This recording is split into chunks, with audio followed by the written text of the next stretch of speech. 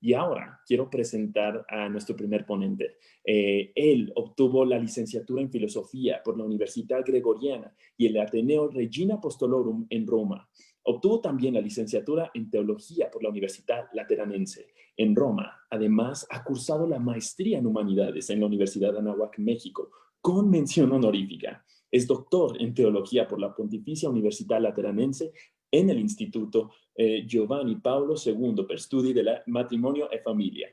Realizó su máster en Estudios Humanísticos en el Centro de Estudios Legiones Christi de Salamanca, España.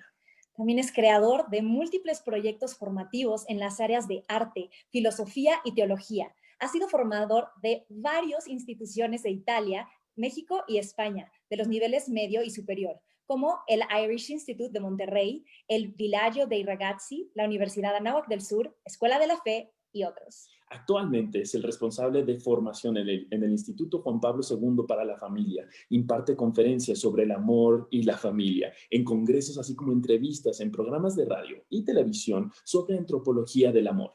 Es autor del libro Amar, Misterio y Proyecto, Antropología y Teología del Amor, que es referencia indispensable sobre la teología del cuerpo y del amor. Es traductor del Departamento de Publicaciones del Instituto Juan Pablo II para la Familia y también colabora con artículos en diversas revistas. Así es. Ha impartido conferencias en las universidades Lateranense de Roma y la Universidad di Matera, pero también es tour leader en diversos programas, sobre todo de culturas del Mediterráneo como Israel, Italia, Grecia y Turquía. El día de hoy estará presentando la presentación de Codificando la Teología del Cuerpo, el Misterio del Amor. Tenemos el honor de presentar al doctor Óscar Perdiz. Doctor, ¿cómo está? Hola, muy buenas tardes, noches, donde se encuentren. Qué alegría compartir con ustedes una serie de códigos que vamos a ir desactivando, por así decir, y van a ver que pues nos va a encantar. Quiero comenzar, bueno, me imagino que ya se ve mi presentación. Vamos a iniciar ahora pues una aventura en la que nos tenemos que meter a lo más profundo. Van a ver que pues nos va a encantar. A ver, un segundo. Muy bien. Bueno, pues hace 2000 años, un hombre que paseaba aparentemente por las orillas del lago de Galilea, le dijo a un pescador, que no había pescado nada en toda la noche, le dijo estas palabras que tenemos aquí: Pegaine stovazos o duc in altum, o sea, ve a lo profundo. No sé por qué traducimos a veces remamar adentro y cosas por el estilo. Le dice, ve a lo profundo, porque es en lo profundo, y bueno, cuando vas al lago y te vas a la parte más profunda, pues no solamente vas a la más profunda, sino a la más alta. Y lo que le está invitando es a meterse en el tejido de las escrituras. Entonces quiero hacer primero una pequeña introducción a esta decodificación del misterio en el que estamos envueltos por el hecho de ser seres humanos, somos amados, y por el hecho de ser personas sexuadas, estamos llamados, de hecho ya somos nupciales y estamos llamados a amar. Y esto es una gran noticia. De hecho, por eso se le llama evangelio. Evangelio significa buena noticia. Y en esta pequeña introducción quiero comenzar con algunas afirmaciones, aclarando un poquito qué es teología. Teología no significa la ciencia de Dios, porque decir eso y no decir nada es más o menos lo mismo. Teología significa reordenar el mundo, reordenar tu cuerpo, reordenar tu vida desde Dios. Y esto no es una mala noticia, esto es una verdadera noticia, porque es verdaderamente introducirte en el amor. La segunda afirmación que quiero hacer es que teología significa ir a lo profundo verdaderamente, no es aprendizaje ni nada, es pasar de la religión es una cosa de niños, es una cosa infantil, a la verdadera espiritualidad. Significa dar el estirón y no significa necesariamente irte a una universidad a estudiar teología. Mi madre sabía más teología que yo sin haber siquiera hecho la prepa. O sea, se trata de meterse. Y la segunda gran afirmación es que no hay teología sin Biblia. Y la Biblia es un tesoro, no sé por qué lo tenemos descuidado. De hecho, hace unos 500 años recibimos un mandato, un nuevo mandamiento, que es el de no leer. Y bueno, a menos en México, ese es, creo que es el que mejor se practica. No leemos y pues no leer es empobrecerse y después pues terminamos bebiendo de nuestros aljibes rotos, lo que dice el Cantar de los Cantares. Bebe de este verdadero profundo y pozo y deja tus aljibes rotos, o sea, nuestros modelos amorosos insuficientes que están a veces pues en las televisiones, en las series, en las pelis, en las canciones, pues ahí eso es una cisterna rota. Entonces, cuando digo que no hay teología sin Biblia, significa que toda reflexión teológica tiene que comenzar desde y con la Biblia. Si no, pues serán pláticas, charlas entretenedoras y bonitas, pero no estamos yendo a lo profundo. Y cuando vamos a lo profundo vamos a descubrir que estamos metidos en un misterio amoroso. Pero bueno, ya veremos qué significa misterio amoroso. Y además, la Biblia no es un libro, es una colección enorme de libros, quizá casi 100, escritos durante más de 1000 años, en todas las lenguas, bueno, 3 lenguas, perdón, en o que contiene todos los géneros literarios, por tanto requiere de interpretación, no se pueden, o sea, de decodificar. Y no hay absolutamente ninguna colección de libros de la antigüedad, ni siquiera en la mitología griega, que es nuestro otro pulmón que deberíamos leer, no hay ninguna colección de libros o libro que tenga sexo por todas partes, como la Biblia. Hay, no sé, viejos que espían a unas mujeres que se bañan, prostitución sagrada, casos de incesto, que son pocos, pero están ahí. La palabra conocer significa tener una relación amorosa con otra persona. Y así, bueno, gente bueno, un profeta que recibe el mandato de casarse con una prostituta, ¿por qué? Otro profeta al que le recibe no sé si espero todavía, mañana se va a morir tu madre y no quiero que la entierres ni que sufras duelo por ella. Aparece por todas partes la desnudez, la soledad, la necesidad del otro, la posesión, casos de casi hasta de abuso. Y aparecen también pues, muchísimas poesías enormes, bellísimas, profundísimas, de muchachos que les dedican a las esposas o muchachas que dedican cantos a los esposos o a sus amados. De hecho, la espuma y la crema de la Biblia pues se llama Cantar de los Cantares, que por cierto está escrito por una mujer. Hay familias ejemplares, familias desastradas, muchas historias de amor, casos, no sé, bueno, erotismo por todas las esquinas y incluso encontramos en el Antiguo Testamento 2 personas que son condenadas a ese terrible castigo que es el celibato. Entonces, ¿qué sentido tiene? ¿No? Y casos de seducción por todas partes. Una mujer que seduce o trata de seducir a su huésped y así. Bueno, pues todas estas historias, ya también hay leyes, hay otras historias, etcétera, pero tienen algún sentido y algún orden. Bueno, pues hoy vamos a descubrir justo lo que unifica y vamos a descubrir que es maravilloso. Y no es un tesoro, son muchos tesoros. ¿Ok? Bueno, pues eso es la teología. Teología significa tratar de ordenar. Muy bien. Otro mandato, en cuanto sale este señor, que se llama Simón, al que le van a cambiar, Cristo le cambia el nombre de Simón a Pedro, le va a decir, afese ta dictia su, o sea, deja de estar enredado, o sea, deja tus redes. Y esto es un mandato, o sea, si quieres ir a lo profundo, también tienes que dejar tus redes.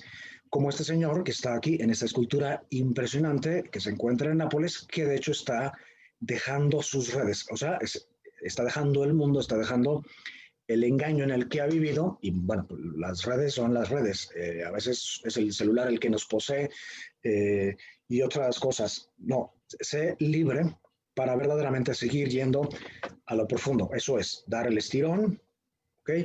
Y pues vamos entonces a meternos a ver el hilo de Ariadna. El hilo de Ariadna es el hilo conductor que te saca del laberinto, porque la Biblia parece un laberinto, como hemos dicho, y la vida, de hecho, es un laberinto de por sí. El cuerpo sexuado, llamado amar, con los deseos, los sentimientos, las pasiones, la gente que se atraviesa, los desamores. Entonces, somos un laberinto, entonces necesitamos encontrarnos. Y para salir del laberinto, bueno, para entrar y salir, necesitamos un hilo, como las habichuelas, ¿no? De la otra historia. ¿Y cuál es el hilo que une las escrituras? Pues es esto, las escrituras, en esa cantidad de libros que hemos dicho, están organizadas como un casamiento judío. Y el casamiento judío hay que conocerlo, porque si no, pues no entendemos. Consistía en dos momentos separados por un año. El primero era el desposorio, que se celebraba relativamente de manera sencilla, y el segundo, un año después, era la boda propiamente hablando, que pues la tenemos aquí. Bueno, pues, ¿y de esto dónde aparecen las escrituras? Pues las escrituras están organizadas de esta manera. El desposorio sustancialmente consistía en que la esposa o la muchacha, que ya estaba en edad de casarse, unos 13, 17 años, salía de la casa de su padre y el padre la entregaba al esposo. Eso era el desposorio. Un año después se celebraba lo que llamamos boda propiamente hablando, pero aquí ya son esposos. Bueno, pues consistía en dos acciones rodeadas de muchas y muy complicadas ceremonias, procesiones, etcétera, pero consistía en esas dos cosas. El esposo introducía a la novia en su casa y segundo, se realizaba la consumación durante la boda. Por eso las bodas duraban al menos una semana y podían durar más incluso de un mes. Bueno, ¿y qué tiene que ver esto? ¿Dónde están en la Biblia estas cosas? Bueno, pues eso es, hemos dicho, el hilo. La Biblia comienza en el Génesis 12 y hasta, ok, en esta relación, ¿quién es el esposo? ¿Quién es la esposa? El esposo, o la figura del esposo en las escrituras, se aplica a Dios y la esposa, la figura de esposa se aplica al pueblo. De hecho, en realidad, en ningún lugar de la Biblia se dice pueblo, se dice casa, por eso es importante, es la casa de Israel. O sea, y casa significa familia. Entonces, se aplica a la familia de Israel. Entonces, la relación entre Israel y Dios es una relación esponsal. También es una relación filial, etcétera, pero la más poderosa, la que atraviesa y la que le da sentido al matrimonio, y principalmente al matrimonio cristiano, porque aquí hay un mensaje no solamente para los católicos, aquí hay un mensaje para todo el mundo. Y yo cuando he explicado esto, sinceramente a veces los no católicos lo entienden mucho mejor, porque están abiertos a la historia, porque aprendemos de las historias, no de pláticas, ni de morales, ni de doctrinas. Aprendemos de historias amorosas. De hecho, ¿qué significa ser cristiano? Ser cristiano no significa rezar ni ir a misa, bueno, de la manera como vamos a misa, porque vamos a rastras, como una obligación, como un precepto, pero, o sea, por favor, ¿dónde estamos, no? ¿Qué otra? No significa una doctrina, o un conjunto de doctrinas, ni un conjunto de normas morales, no. Cristianismo es, ante todo, un encuentro, una relación, y es una relación esponsal. Y esta relación esponsal la tienen por el hecho de existir todos los seres humanos, solo que a veces no lo concienciamos. Todos, o sea, donde hay una persona corpórea, hay una persona esponsal. Da igual si es viuda, divorciada, casada, personas, da igual la tendencia, lo que sea, está en esa relación personal y una relación comunitaria. Bueno, y vamos, si no conocen la Biblia, no pasa nada, a veces mejor, o sea, porque así vemos las cosas de manera nueva, y si la conocen, pues vamos a tratar de descubrir, o espero, este maravilloso conjunto de tesoros que nos vamos a ir encontrando. ¿Ok? Bueno, pues imagínense que las escrituras están organizadas como esta boda que he dicho, pero en el camino, después del desposorio, pues ella, la esposa, comienza a ser infiel, comienza a coquetear con sus vecinos, etcétera. Aquí hay que decir que, una cosa que me faltó, que como fruto del desposorio se entrega a la esposa un mohar. Mohar significa el ajuar. y una dote por parte de su padre. Entonces imagínense esta esposa que comienza a pues, vender incluso el ajuar que le ha dado su esposo, y los esposos que hacen durante este año de espera, pues van preparando una casa para la esposa, para recibirla. Las esposas pues van preparando en este año en el que todavía viven con sus padres, van preparando, bueno, se van preparando para las labores, etcétera. Hay que recordar que pues, en esa época se casan a los 13 años, entonces no saben todo, entonces tienen que irse preparando, madurando muchas cosas. Ok, bueno, pues imagínense que esta esposa, como he dicho, comienza a ser infiel después de recibir el mohar, que de hecho, bueno, ahorita voy a regresar un poquito para entender, voy a poner un poquito todo para darnos así como un panorama, pero con este hilo conductor. Les he puesto para eso algunos de los libros, no todos. Entonces, el Génesis 12 al 50 significa el nacimiento de la esposa hasta que está preparada para desposar. El desposorio está identificado como el éxodo, bueno, concretamente el encuentro solemnísimo con unas tablas de piedra en el Sinaí. Esas tablas de piedra significan el documento de matrimonio, el acta de matrimonio. De ahí pues viene la entrada a la tierra prometida. Esta entrada a la tierra prometida significa el ajuar, el regalo del esposo a la esposa, que tiene que ver con toda la legislación judía. La infidelidad pues es la época de los reyes en la que pues comienzan a coquetear con las otras religiones. O sea, la infidelidad en qué consiste, pues consiste en este caso pues en el adulterio, o en la injusticia, en el trato que se da a los extranjeros, en la idolatría, etcétera.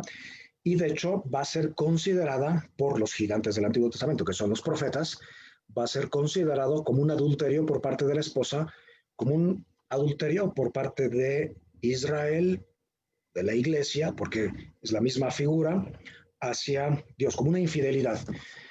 Por tanto, por eso se presentan los profetas para denunciar. Los profetas no son adivinos, son denunciadores, personas que hablan de parte de Dios y que a veces, en la mayoría de los casos, tienen que vivir en su carne propia el sufrimiento de Dios. O sea, Dios llora porque tiene un corazón humano, porque es Jesús, es encarnado, llora sobre todo, y hay muchos pasajes, llora la infidelidad de la esposa, llora ante Jerusalén. Porque aquí aparece otro de los ganchitos que hay que quitar.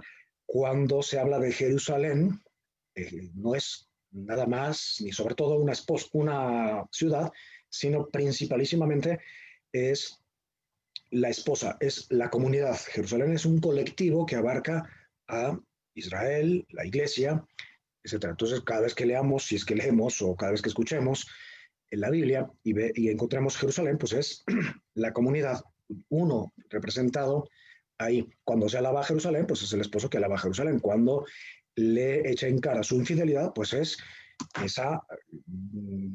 ese mensaje a cada uno y en comunidad. Bueno, pues los profetas son muchos, pero están divididos en 4 periodos. Un profeta es un periodo en el que los profetas denuncian, cuidado, porque parece que me casé con una prostituta. Oseas, toma, aquí tienes el documento de divorcio porque no has sido fiel. Jeremías, y ya después lo vamos a ver con algunas imágenes, pero aquí les estoy haciendo una síntesis y un mapita general de toda la Biblia a esta luz, a la luz de lo que de cómo hay que entender el matrimonio cristiano. Ezequiel, bueno, toma el documento de divorcio, nos quedamos en Jeremías, y vete al destierro. Esto ya lo había dicho Oseas. La llevaré al desierto o al destierro para hablarle a su corazón y a ver si se convierte. Aquí aparece otro de los muchísimos símbolos, no vamos a abarcar todos. Desierto en el mundo bíblico significa el lugar de encuentro a solas entre el esposo y la esposa, porque desierto no es un lugar de arena con una que otra palmera por ahí perdida, sino es ante todo la soledad, estar con el otro, para hacerle recapacitar. Bueno, en este caso, pues recapacitar ahí. Entonces, la esposa toda desolada se va al destierro, que de hecho coincide con el periodo más amargo de todo el Antiguo Testamento, que es el destierro en Babilonia. Después de eso, cuando parece que todo está perdido, cuando parece que la esposa va a morir en el desierto, se presenta, bueno, el final de Ezequiel, que es el profeta que habla en el desierto, y encontramos a Isaías, un profeta que viene, lo vamos a llamar tercer Isaías, un profeta que viene a cantar los cantos más hermosos que jamás hemos escuchado ni visto, bueno, ni leído, de un esposo a una esposa, donde la consuela porque ya ha sufrido demasiado, ha dado muestras de arrepentimiento, incluso aunque no sea tan profundo el arrepentimiento, el esposo se conmueve de ella o por ella y le dice, ya basta, tu sufrimiento ha parado, en realidad nunca te di un documento de divorcio porque yo soy Dios y Dios, o sea, yo soy fiel, yo no acepto el divorcio. Así es que regresa y prepárate para la boda. ¿Okay? Si no entendemos, también hay que leer los libros pues, en el lugar que corresponden, o si leemos un texto, pues hay que saber en qué momento está para saber a quién fue dirigido y entenderlo en todo este organismo vivo que son las escrituras. Bueno, pues al final regresa a Israel, o sea, la tierra de Israel, y pues comienzan a escribirse, ahora sí, una serie de libros que todos hablan sobre el matrimonio. Y de hecho, el gran mensaje de este hombre, que es Isaías, dice, es porque tu esposo, o sea, Dios, es tu creador y tu redentor. Y en ese momento, y solo hasta este momento, Israel entiende que solamente hay un Dios y que ese Dios que ha creado absolutamente todas las cosas, la ha escogido como esposa. Y por eso hasta este momento se escribe lo que nosotros llamamos Génesis, y que es, pues es un cantar, es una reflexión, una serie de poesías, porque son varias, sobre lo que seguramente hay en el proyecto de Dios. O sea, no es una descripción pobre y científica de cómo fue, eso a nadie le serviría además, ¿no? ¿Cómo fue la creación? No, son dos poesías, una en forma de tiempo y otra en forma de jardín, porque ¿qué es el amor? El amor es un tiempo, es una historia con alguien, y ¿qué es el amor? Y el matrimonio, pues es un jardín que cultivar, un jardín que cultivarse, un jardín que cultivar al otro, una relación que cultivar. Por eso el jardín es tan importante. Por eso, como ya sé que por el poco tiempo que me dieron no me va a dar tiempo, por eso Jesús va a hablar en un jardín que es la montaña de las bienaventuranzas, que si uno ve, pues es un jardín, es otro signo. Bueno, pues cerramos, bueno, se escriben algunos libros, como el Cantar de los Cantares, muchos salmos que de hecho hablan del matrimonio, del amor, no digamos el libro de Tobías, la exaltación de la esposa a través de Esther, Ruth, Judith, pero pues cerramos el Antiguo Testamento y esa boda nunca llegó. Así es que pues hay que esperar todavía y pues si seguimos leyendo, abrimos, aunque sea distraídamente, la Biblia en el Nuevo Testamento, concretamente en Juan, pues ahí hay otro bombardeo. Finalmente hay un señor que se llama Juan el Bautista. Finalmente ha llegado el esposo. Le preguntan, ¿eres tú el esposo? No, yo no soy digno de quitarle la esposa al esposo. Presenta a Jesús. ¿Y cuál es el primer signo? O sea, la primera pista, como Jesús se va a presentar, pues justamente va a ser presentándose como un esposo en las bodas de Caná. O sea, las bodas de Caná no son las bodas de alguien, es el momento en que Cristo introduce a Israel a la casa, a su propia casa, y en ese mismo capítulo 2 de Juan aparece la crucifixión, la referencia a la crucifixión. Y la crucifixión, que es el momento de gloria, que Juan no lo pone nunca como un momento doloroso, feo, no, lo pone como el momento de exaltación, el momento en que reconocemos que Dios está realizando la consumación a través de su donación con el esposo, con la esposa, que es la comunidad.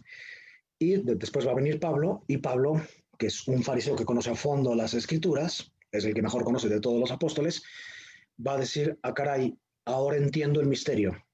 Este es un gran misterio. Eso de estar casados no es una cosa biológica de la especie y otras insuficiencias que a veces se escuchan. No, eso de estar casado es estar metido en el misterio de amor, en este misterio. Entonces, casarse no es meter a Dios en tu pequeño hogar o recibir 4 consejitos para soportarse mutuamente y no matarse después de la luna de miel, sino que es introducirse en el misterio. No es meter a Dios en tu hogar, es meterse en el seno de Dios, estar bajo esta protección. Y de esto de alguna manera participan también los demás, todos los matrimonios del mundo, pero especialmente el de los bautizados.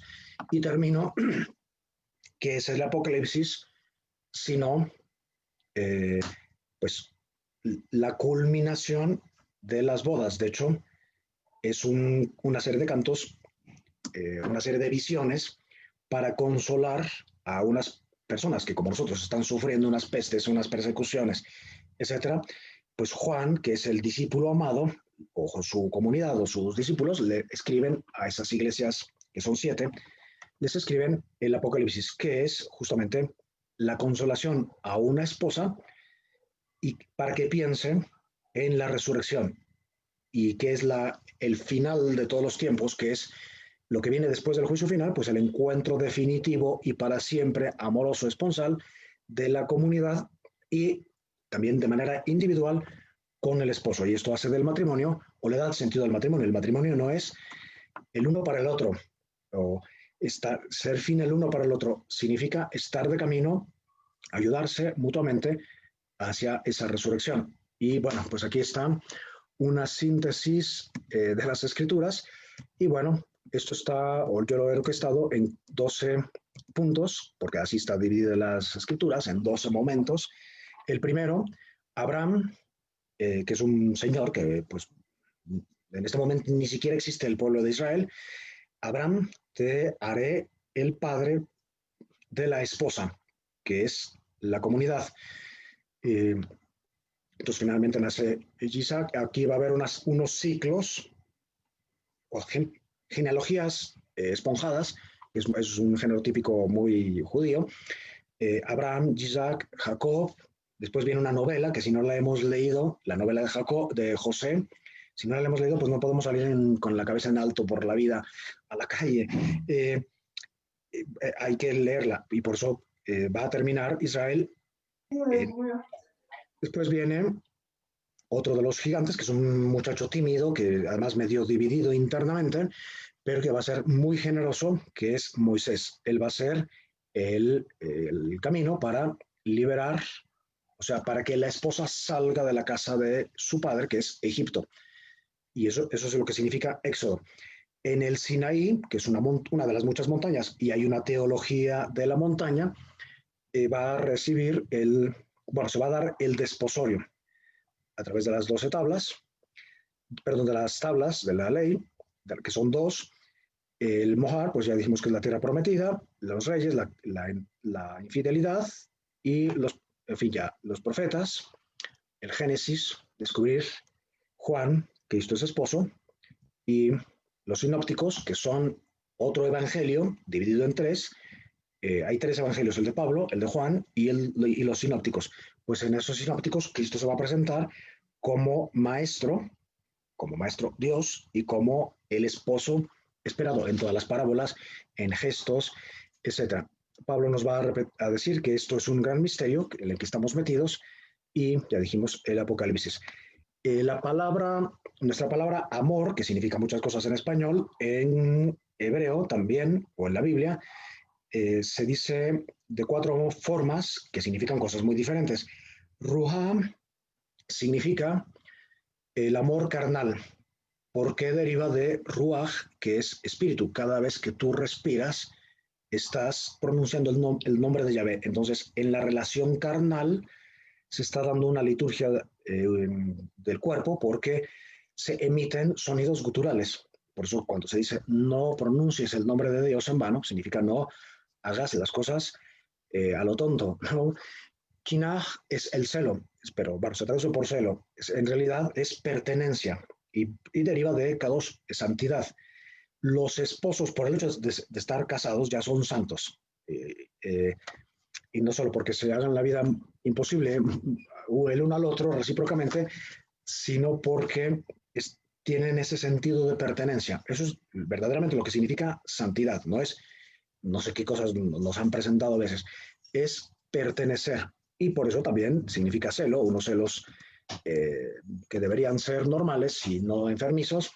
El tercero es el gesed. El gesed, pues es un amor un poquito más completo, que significa varias acciones a la vez. Mirar o hallar gracia, con cariño, inclinarse, abajarse sobre el otro, levantarlo y promoverlo. Y estos gestos, además, como el hebreo, es teología del cuerpo, porque tiene, en el alfabeto, tiene cuerpos, o sea, son figuras del cuerpo humano, pues el gen, que es la primera palabra, la primera letra con la que empieza, pues ya nos está diciendo eso. Y cuando Jesús hace todos esos gestos, la gente entendía que se trataba de el gesed, como el ciego de nacimiento. Y el cuarto es el rahamim, que no hace falta saber hebreo para entender abajarse al otro, para acogerlo en el útero abierto y llevarlo a la plenitud y guardarlo en tu corazón. O sea, rahamim, ¿qué significa? Pues llevar al otro, o sea, cuidarlo. Es un amor materno, de hecho es el amor propio o más alto de Dios. Dios se presenta como un esposo y como un padre, pero en realidad ama como una madre, y por eso traducimos este tipo de amor como un amor de las entrañas.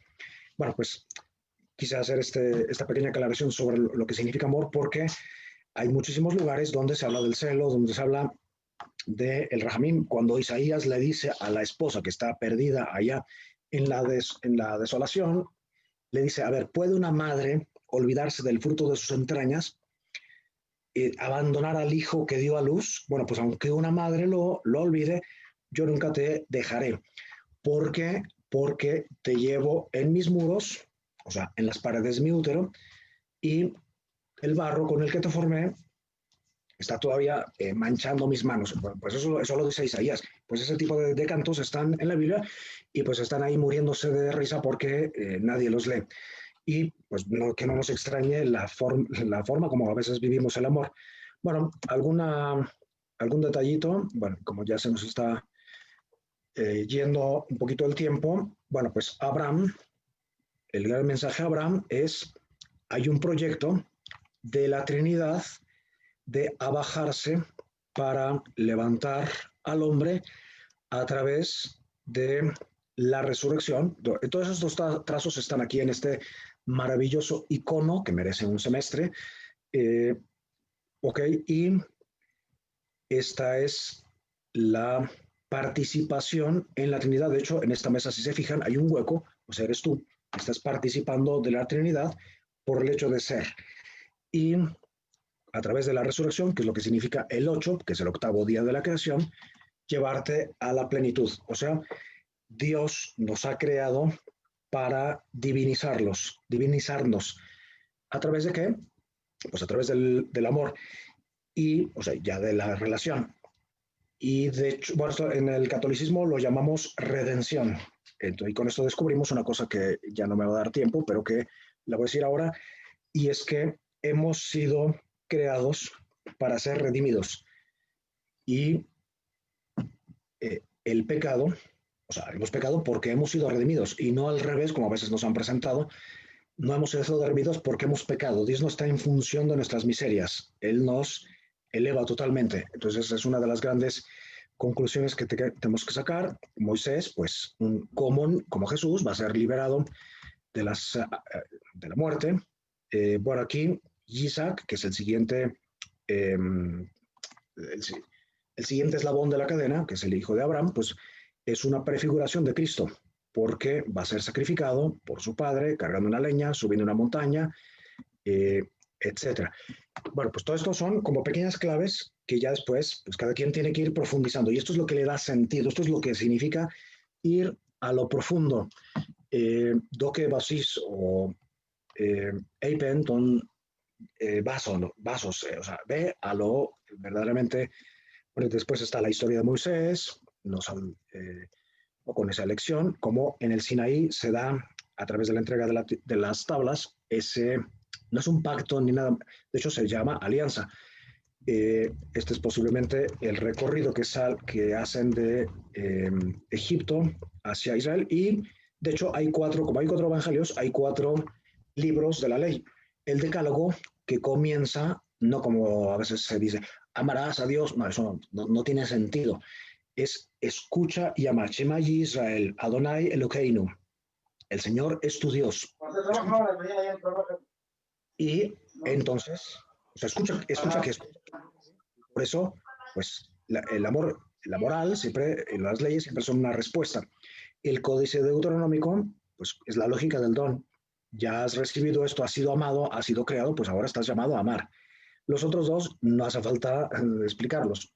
Uno se llama el libro de la alianza, es una alianza esponsal entre Dios e Israel, y las leyes de santidad. Bueno, pues la entrega de la tierra prometida, que corresponde a la infidelidad, los reyes, ya para entonces, pues ya estamos por aquí, ¿ok? Y pues la infidelidad que está representada en los reyes, porque los reyes representan a todo el pueblo. Por eso somos sacerdotes, reyes y profetas, porque para Dios es como si hubieras una sola especie humana, que eres tú. Y te ama como si fueras toda la especie humana. No existe un rebaño para Dios. Saúl, la desconfianza, como una esposa que desconfía de su esposo. David, el adulterio, una mujer que adultera. Y Salomón, como el idólatra. Por eso van a venir los profetas a acusar. Los profetas que los tenemos colgando de allá, esta maravilla de la Capilla Sixtina, pues Oseas, cásate con una prostituta porque parece que me he casado con una prostituta.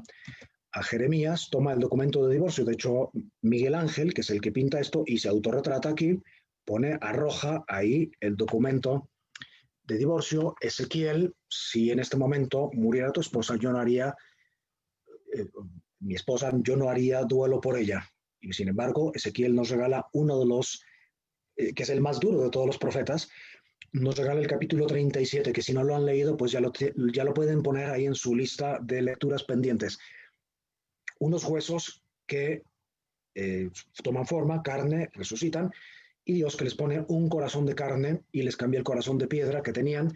Es decir, la resurrección es el primer lugar donde aparece la resurrección en toda la Biblia, y es la resurrección de la esposa. Dios quiere que las personas vivan. Isaías, que aquí nos está diciendo de una muchacha que está allá abajo, porque la Capilla Sixtina tiene diálogos por todas partes, nacerá el Mesías. Bueno, pues, y este es el precio que el Mesías significa ungido. ¿Ungido para qué? Pues o como esposo. Este es el precio que paga el esposo por la esposa. Esto lo estaba viendo Isaías en este canto. Y bueno, pues ya voy a dejarlo aquí porque, pues, como a veces conocemos mejor el Nuevo Testamento, pero esto es lo que le da el sentido. Quiero solamente compartir con ustedes brevemente un canto que lo tenemos que cantar todos. Es el canto que muchas veces lo hemos escuchado seguramente, es un Salmo 23, pero que hay que verlo en clave de, además de disfrutarlo, hay que verlo en esto. Es una esposa que se lo está cantando a su esposo, o es un hijo que se lo está cantando a su padre, y no esas cosas etéreas que a veces nos hemos presentado. No, es una cosa totalmente profunda y esponsal, carnal, o sea, con la carne, con el cuerpo. ¿Ok? Bueno, pues vamos a escucharlo y verlo con la traducción. Más está cantado por Gad Elbaz, que pues es un tipazo.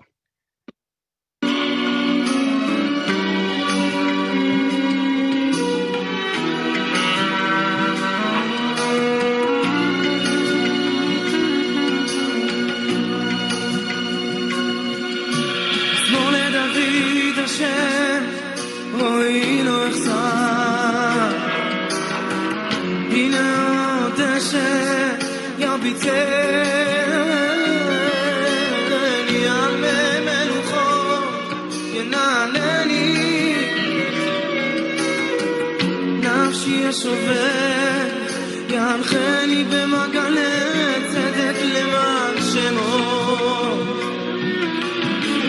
גם כי ילך בגיא מוות לא ירא כי אתה עמד בשבתך ובשעתך המה ינחמוני תערוך לפניי שולחן הגט עוררה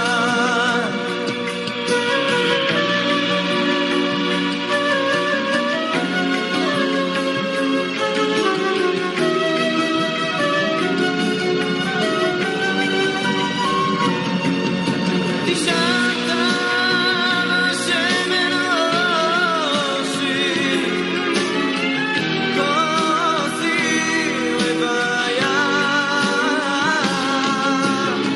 אך טוב החסד ירדפוני כל ימי חיי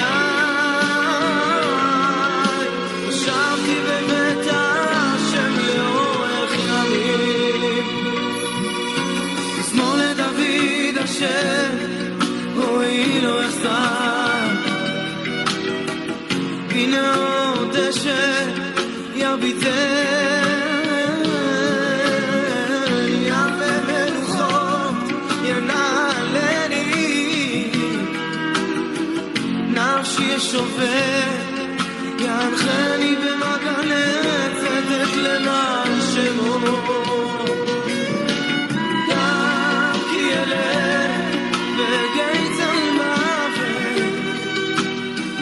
לא ירא כי אתה עמד בשבתך ובשעתך המה ינחמוני תערוך לפניי שולחן הגט עוררה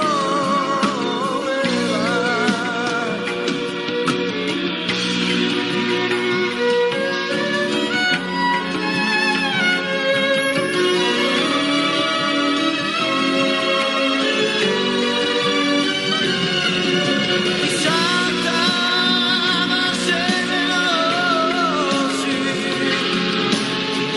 כוסי רוויה אך טוב החסד ירדפוני כל ימי חיי ישבתי בבית השם לאורך ימים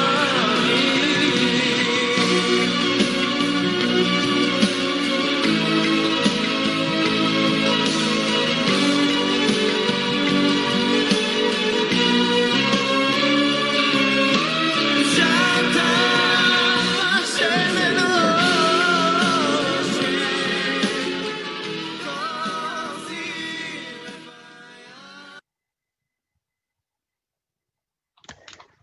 Bueno, pues bueno, con esto terminamos, ya no vamos a ver todo, pero pues este salmo, de hecho, contiene todos los sacramentos, si se fijan, o sea, hay que revisar, desapolillar nuestros muebles y verdaderamente reencontrar bueno, pues el gran misterio en el que estamos metidos y que pues el objetivo de todo esto es sabernos y sentirnos amados, pero que no nos sintamos amados, pues sabernos porque pues existimos y mientras existimos tenemos estos regalos, estos tesoros, la oportunidad de equivocarnos, de subir, bajar, etc. Y pues si vemos todo lo que hemos, bueno, a partir de ahora, los textos los vemos en clave esponsal, pues nuestra vida va a cambiar. Si quieren vivir enamorados, lean la Biblia.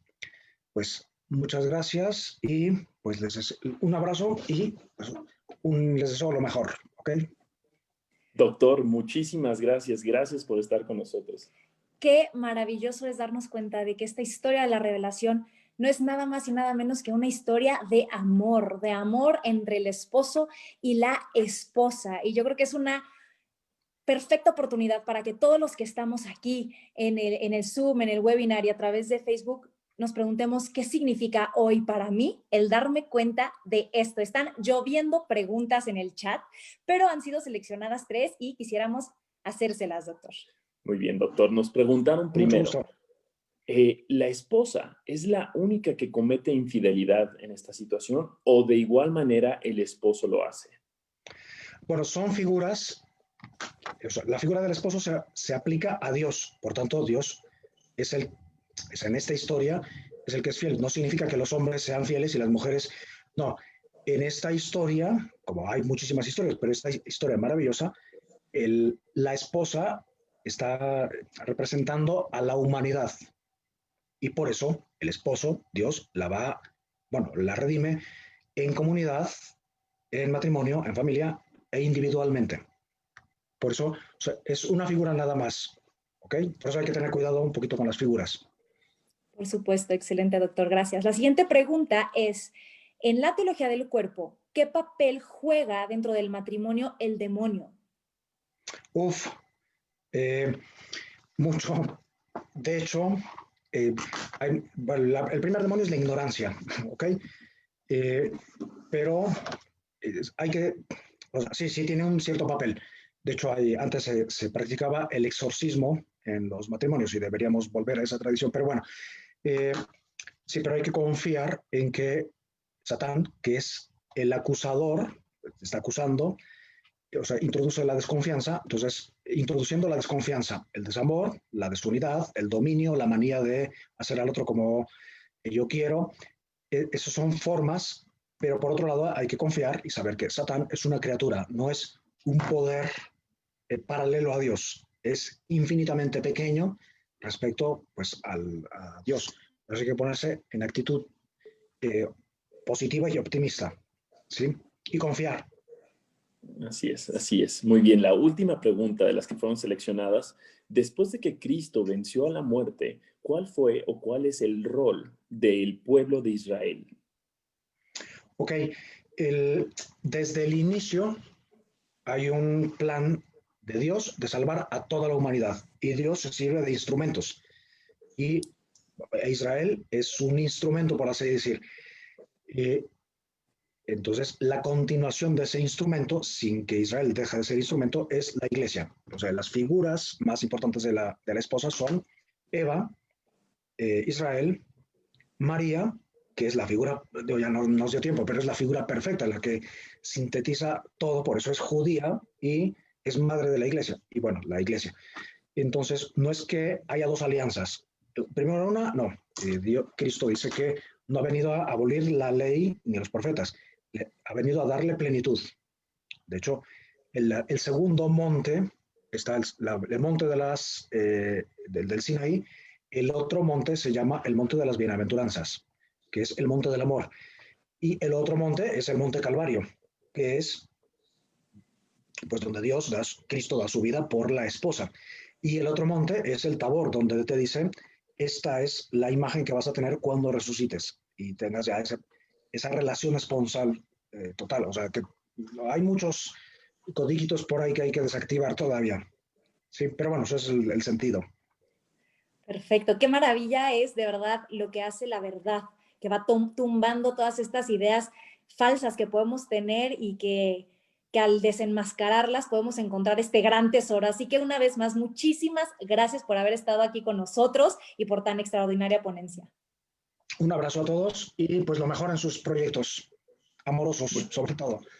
Gracias. Muchísimas gracias, doctor. Gracias por estar con nosotros.